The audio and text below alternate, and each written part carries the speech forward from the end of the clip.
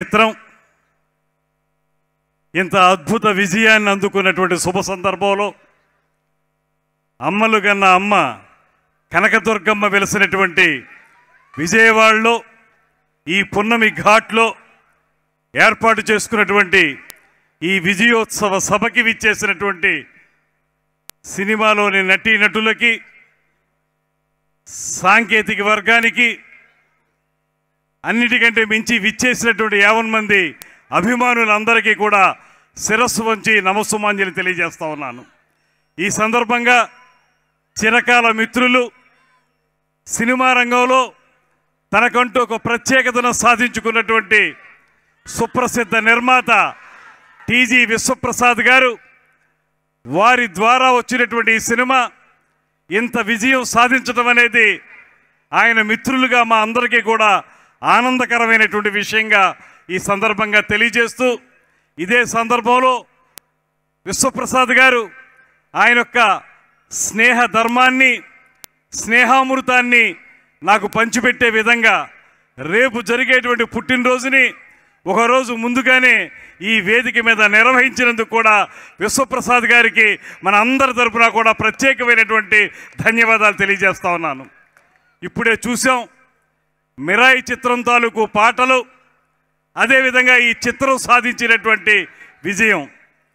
ఇవాళ కొన్ని రోజుల పాటు, కొద్ది కాలం పాటు సరైనటువంటి విజయాలు లేక ఇబ్బంది పడుతున్నటువంటి తెలుగు సినిమా మిరాయి చిత్రంతో ఒక అద్భుతమైనటువంటి విజయాన్ని అందుకోవటం, అందులోనూ మన పురాణ ఇతిహాసాల్ని దృష్టిలో పెట్టుకుని ఏవైతే మనకి రామాయణం లాంటి మహాగ్రంథం మనకి వాల్మీకి మహర్షి అందించారో, ఆ రామాయణ గ్రంథం నుంచి కొంత భాగాన్ని ఉటంకించుకుని, అదేవిధంగా ఆ రోజు జరిగినటువంటి యుద్ధంలో విజయం సాధించిన తర్వాత పూర్తి స్థాయిలో మారు మనసు పొందినటువంటి అశోకుడి యొక్క విధానాన్ని, ఆయన చూపించిన మార్గంలో కొన్ని గ్రంథాలకు సంబంధించి ఒక కథని అల్లి, ఆ కథ ద్వారా ఒక అద్భుతమైనటువంటి చిత్రాన్ని రూపొందించినటువంటి విశ్వప్రసాద్ గారికి, అదేవిధంగా ఆ చిత్రాన్ని సెల్యులాయిడ్ మీద అద్భుతంగా చిత్రీకరించినటువంటి కార్తీక్ ఘట్టమనేని గారిని కూడా మన అందరి తరఫున కూడా అభినందిస్తున్నాను. అదేవిధంగా ఇవాళ హనుమాన్ తోటి ఒక అద్భుత విజయాన్ని పొంది యువతరంలో ఒక భరోసా కల్పించేటువంటి కథానాయకునిగా పేరు పొందినటువంటి సజ్జా తేజ గారు ఇవాళ మళ్ళీ మిరాయి చిత్రంతో, అదే సజ్జా తేజ గారు, తేజ సజ్జా వారు మిరాయి చిత్రంతో మరొక అద్భుతమైనటువంటి విజయాన్ని పొంది ఇవాళ మన ముందు నిలబడ్డారు. వారికి బంగారు భవిష్యత్తు ఉండాలనేటువంటి మాటని ఈ సందర్భంగా తెలియజేస్తూ, అదేవిధంగా మంచు వారి కుటుంబం నుంచి వచ్చి ఒక అద్భుతమైనటువంటి నటుడిగా ఇప్పటి వరకు అనేక చిత్రాల్లో వైవిధ్యభరితమైనటువంటి పాత్రల్ని పోషించి కథానాయకునిగా, ప్రతినాయకునిగా, క్యారెక్టర్ రోల్లో అన్ని విధాలుగా కూడా అందరినీ ఒప్పించి ఇవాళ ఈ చిత్రంలో ప్రతి కథానాయకునిగా, ప్రతి నాయకునిగా అద్భుతమైనటువంటి పాత్ర పోషణ చేసినటువంటి మంచు మనోజ్ గారికి కూడా మనందరి తరఫున కూడా అభినందనలు తెలియజేస్తూ, తెలుగు సినిమా రంగంలో అగ్ర హీరోలందరితోటి కూడా కథానాయికగా నటించి ఒక పక్కన గ్లామర్ రోల్స్ని, మరో పక్కన నటనకి అవకాశం ఉన్నటువంటి పాత్రలను కూడా పోషించి అశేష ఆంధ్ర ప్రజానీకం యొక్క ప్రత్యేకమైన అభిమానాన్ని పొందినటువంటి శ్రీమతి శ్రేయ గారు ఇవాళ ఈ సినిమాలో ఒక అద్భుతమైన పాత్ర పోషించి మనందరి అభిమానాన్ని చూరగొన్నారు. వారికి కూడా ప్రత్యేకమైన అభినందనలు తెలియజేస్తూ, యువ కథానాయిక ఇవాళ ఆమె పేరు హతికా నాయక్ గారు, రుతికా నాయక్ గారు ఒక మంచి హీరోయిన్గా రాబోయే రోజుల్లో అద్భుతమైనటువంటి స్థానాన్ని పొందగలిగేటువంటి కథానాయికగా ఈ చిత్రంతో గొప్ప విజయాన్ని అందుకున్నందుకు వారికి కూడా అభినందనలు తెలియజేస్తూ, మనం చూసాం ఇప్పుడు అద్భుతమైనటువంటి సంగీతాన్ని, దాంతోపాటు బీజిఎం బ్యాక్గ్రౌండ్ మ్యూజిక్ అంటాం కదా, దాన్ని కూడా అత్యద్భుతంగా అందించినటువంటి హరిగారికి కూడా మనందరి తరపున ప్రత్యేకమైనటువంటి అభినందనలు తెలియజేస్తూ, అన్నిటికంటే మించి ఈ చిత్రాన్ని ఇంత కనువిందుగా మనకు చూపించడానికి ఆయన కేవలం రచయిత మాత్రమే కాదు, దర్శకుడు మాత్రమే కాదు, అత్యద్భుతమైనటువంటి సినిమాటోగ్రాఫర్గా కూడా ఉన్నటువంటి కార్తీక్ ఘట్టమనేని గారిని మనందరి తరపున కూడా మరొక్క మారు ప్రత్యేకంగా అభినందిస్తున్నాను.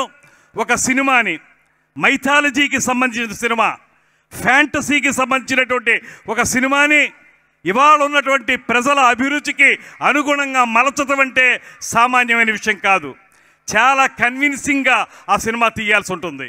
ఇతిహాసాల్లో ఉన్నటువంటి సబ్జెక్ట్ని సోషలైజ్ చేసి దాన్ని ప్రజల ముందు పెట్టి దాన్ని ప్రజలందరి అభిష్టం మేరకు విజయం పొందాలంటే చాలా ప్రతిభ ఉంటే కానీ అది సాధించలేరు.